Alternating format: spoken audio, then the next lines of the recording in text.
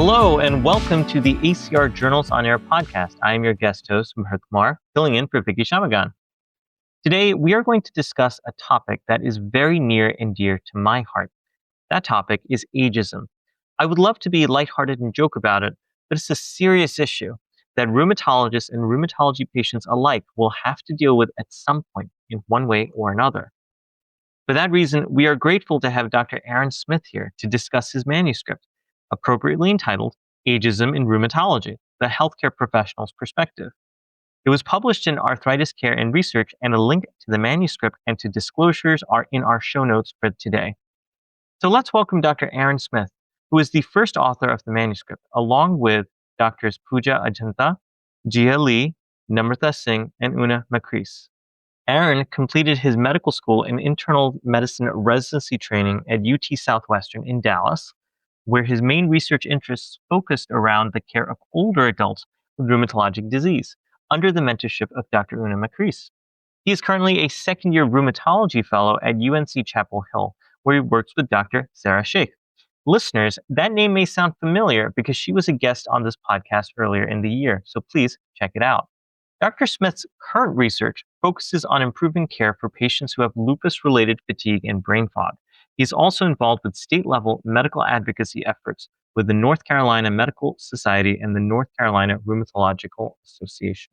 Of note, I do believe that Dr. Smith is the youngest guest that I've interviewed on this podcast, as the guest host filling in for Vicky.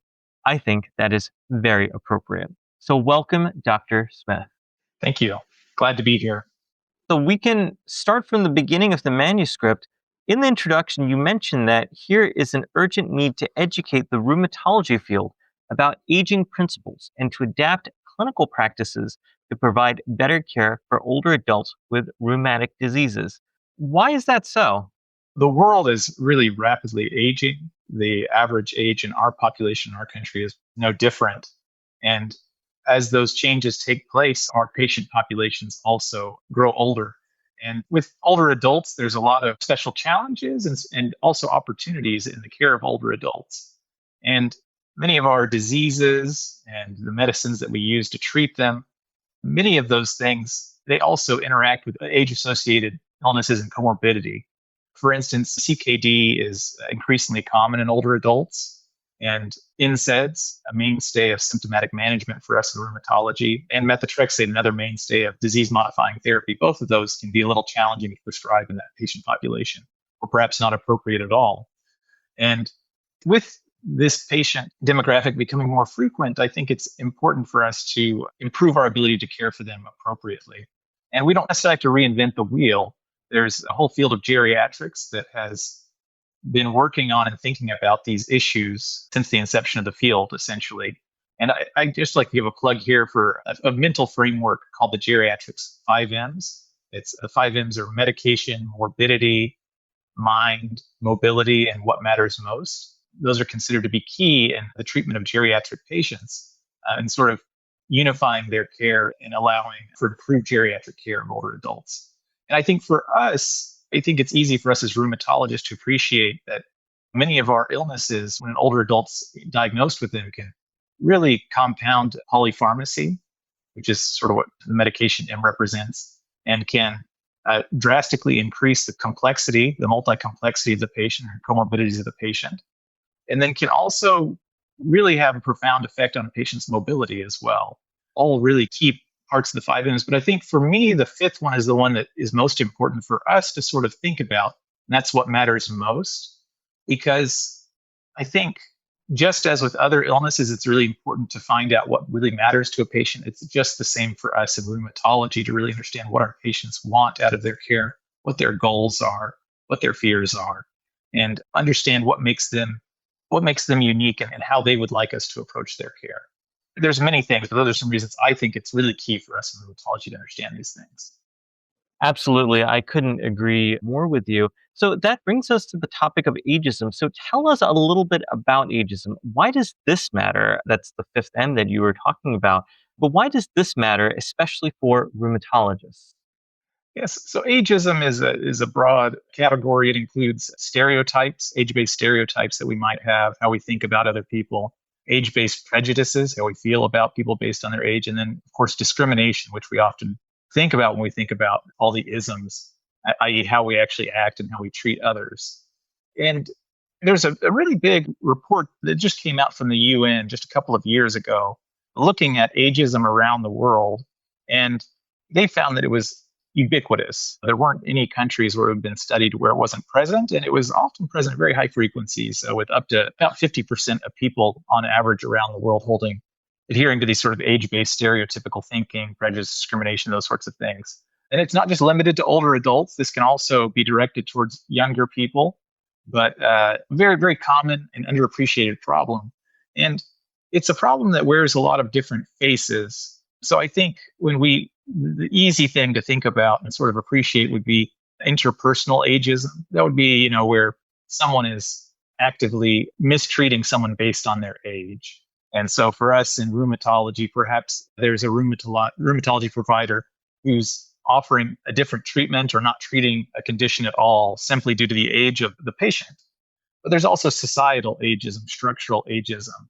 And for us in this field, I think we can best appreciate that, or at least one of the ways it really sinks home to me is when you look at clinical trials and their inclusion criteria for many of our favorite medications, many of the important conditions in our field, often they're excluding people based on age.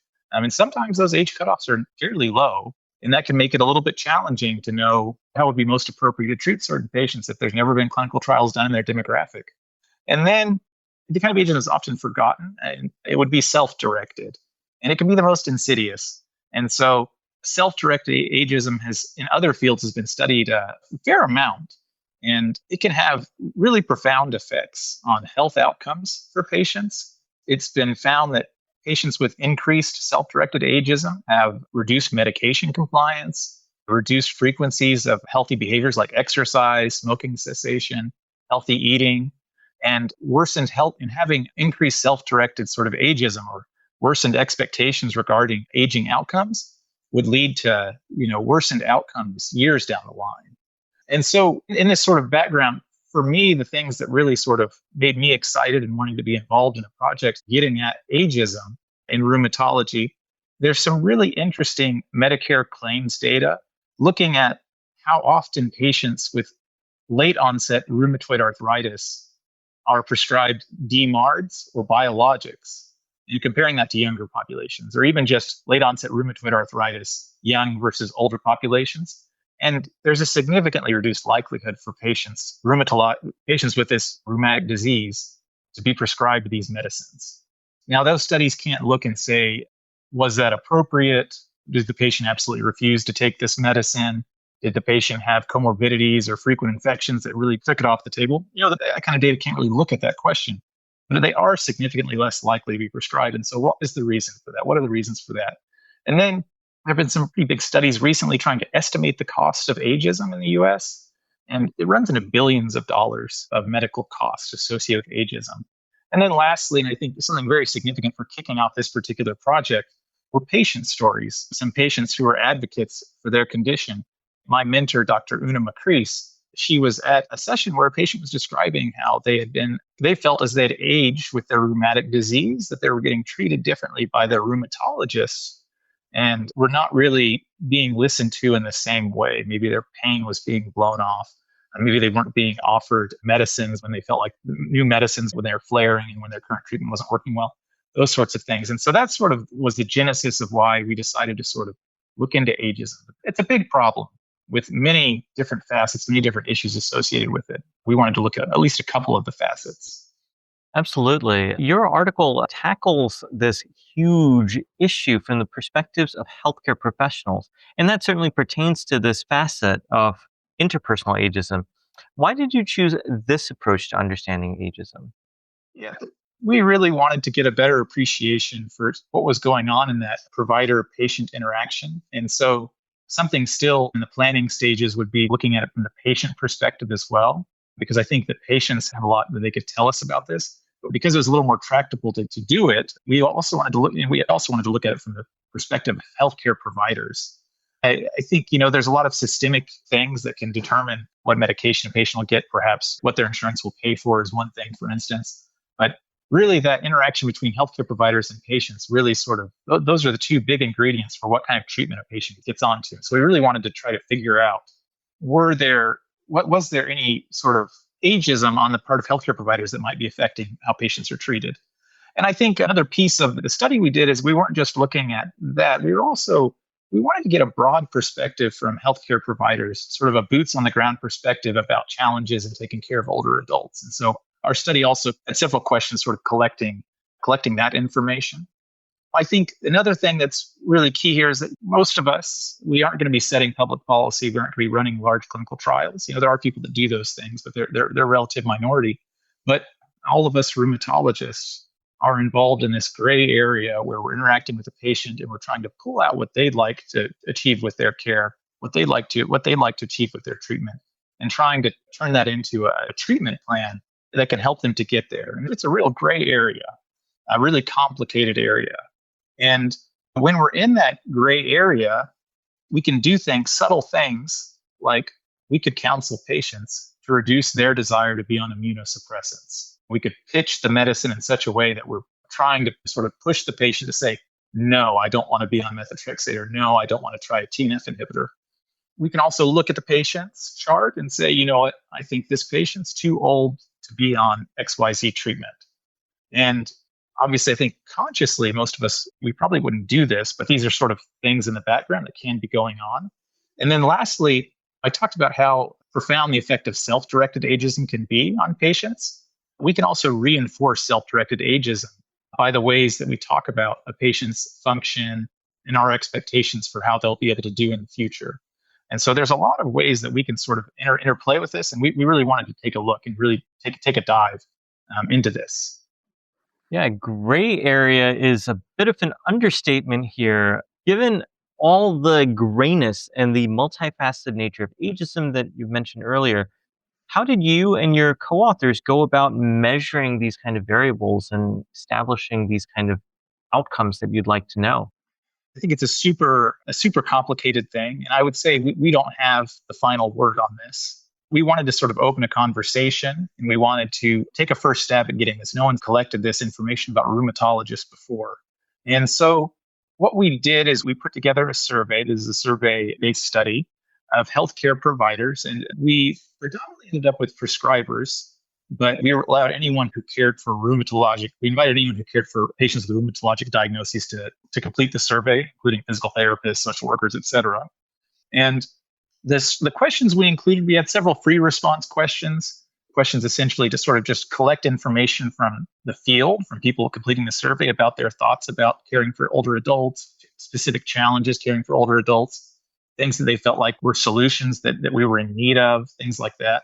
We also had a selection of Likert scaled questions. And a Likert scale, in brief, is just a question. It's a prompt, and then you can determine whether you strongly agree, disagree, or strongly disagree. And it's sort of, you have these discrete sort of responses to the question that give you sort of semi-quantitative output for how much someone agrees with something.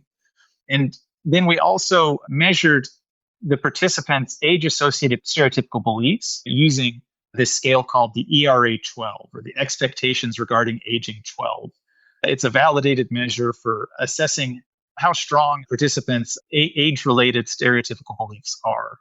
There's several validated measures, but we liked this one and thought it would be one of the most valid ones we could use. The scale has 12 different prompts. As an example, the human body is like a car. When it gets old, it gets worn out. I think most people hearing that particular prompt, you might not say strongly disagree on that one. Some of us might say even agree. Some of us might say strongly agree. Probably most of us fit somewhere in the middle. So you can see how there's some gray area on these things, and that some of these stereotypical beliefs are quite common in each of us. And as I mentioned before, one thing about the ERA-12 is the score on this scale is actually associated with personal health outcomes years in the future, where increased stereotypical beliefs regarding aging on that scale are associated with worsened personal health outcomes. So we did these questions, and then we assessed correlation between our clinical questions, the questions about how people are treating patients based on age in their clinical practice. We associated the response to those to the total ERA-12 score, essentially giving us an idea of whether people's response to those clinical treatment questions varies based on their level of ageism, based on, according to the ERA-12 score. Now, I think it's important to note here that we don't actually assess how the practitioner is treating patients. We don't have Medicare claims data or anything to really look back and see how the respondents or what they're actually doing in clinic or how they're speaking to their patients. But we are assessing how their self-reported approach to care of these patients is. There's that word again, gray area, which I think encapsulates so much of this field that you're talking about. I'm very curious, what did you find out about rheumatologists and ageism? I think one of the big takeaways, and it's not surprising, but it's important, it's that we're variable.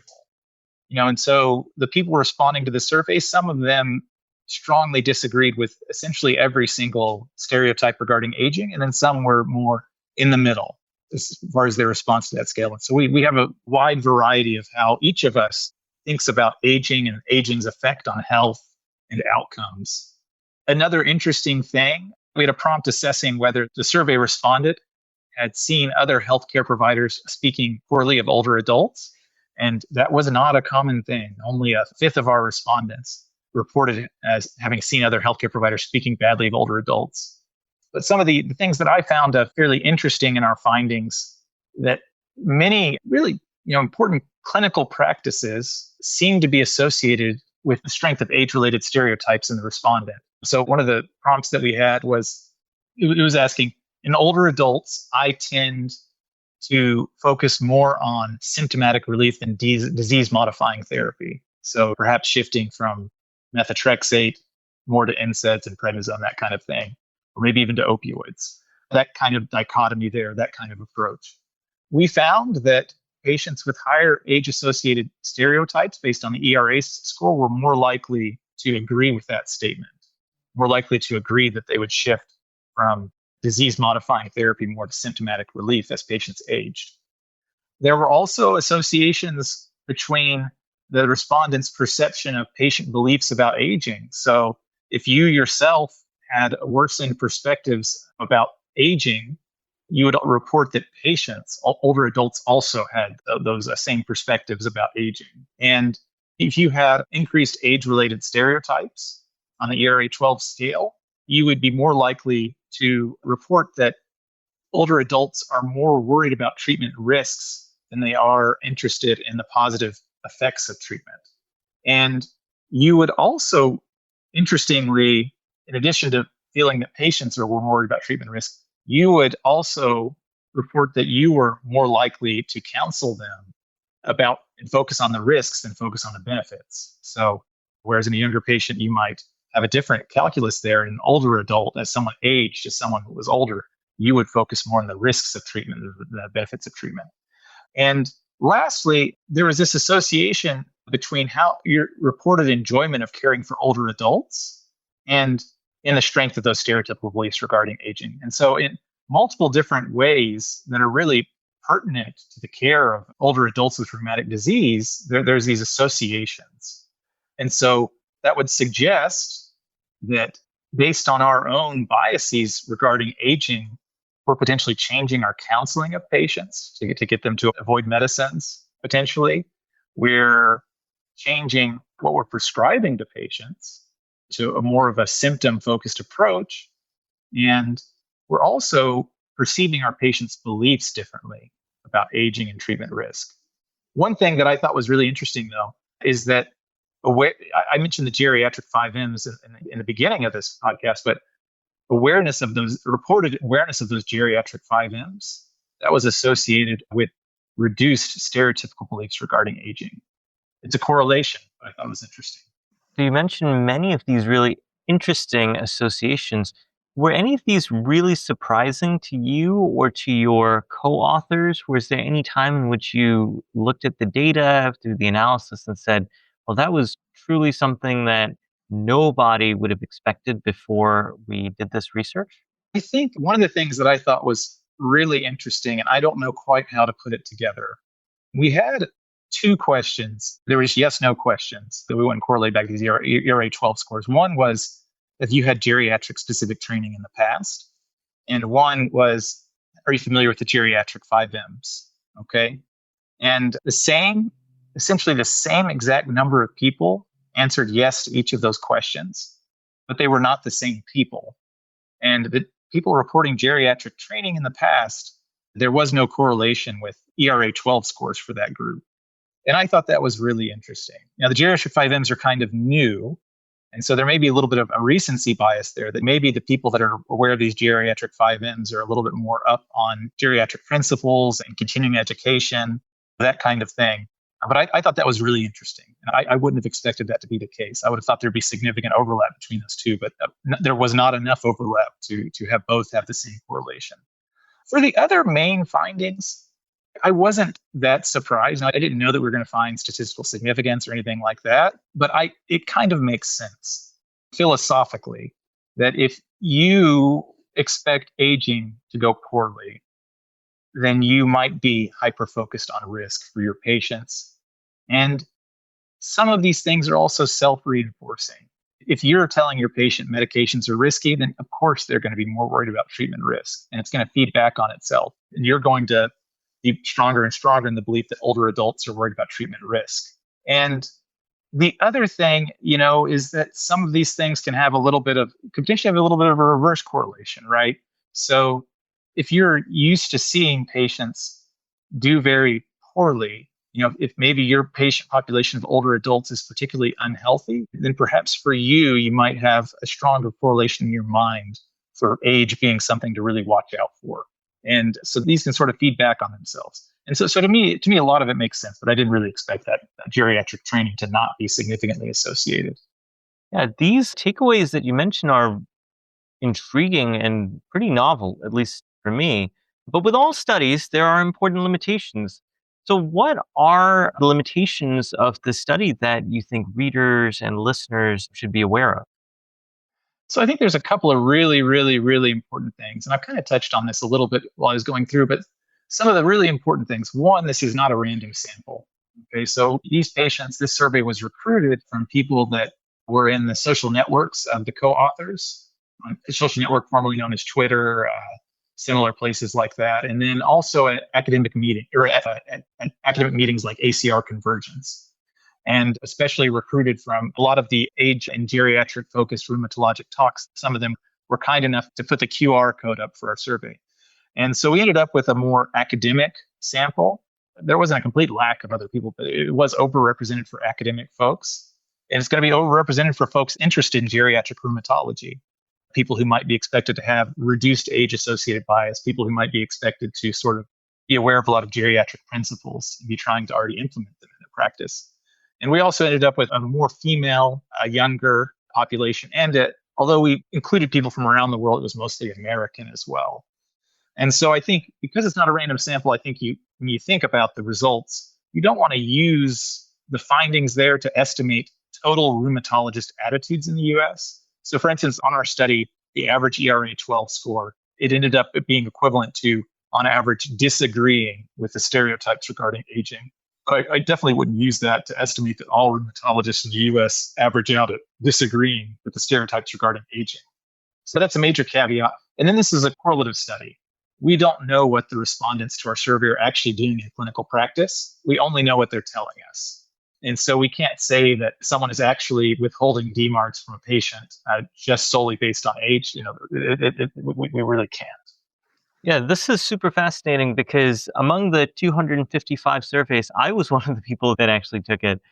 And I agree with you that this kind of purposive sampling means that it can't be randomized in that way. But it was still rather interesting that you got these results. And so I imagine that in a more larger population of people who are less interested in geriatrics, I imagine that those stereotypical beliefs are even more prevalent.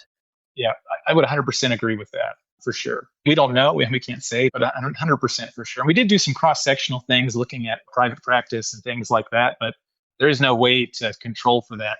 Folks interested in geriatric rheumatology who want to fill out a survey about geriatric rheumatology, they're going to be different than the average population of rheumatologists. And I think the other aspect to this as well, and you mentioned it in the limitations a little bit, is that this is a self-report. And so there is a desirability bias of deliberately answering in a way that shows less stereotypes or stereotypical behavior, which is another thing that makes me feel like these stereotypical beliefs are probably even more prevalent than even the data that you present show. For sure, for sure. Yeah, I would definitely expect that if we could really, I think that if we ourselves could see ourselves from an unbiased perspective, I think we'd see more ageism and stereotypical beliefs in ourselves. But definitely, a survey like this is not. It's definitely gonna have some limitations in that way. And listeners, we should be rather selfish about this too, because as Dr. Smith says, the more stereotypical beliefs we have about ageism, the less likely we are to thrive in our older age, Mhm. right? Yeah. But all of this sounds like the beginning of a lot of new research directions. It brings up a lot of interesting questions. What do you hope becomes part of the research agenda moving forward? So I think a couple of things I wanted to bring up. There's a growing geriatric rheumatology group. They're really interested in advancing age-friendly care.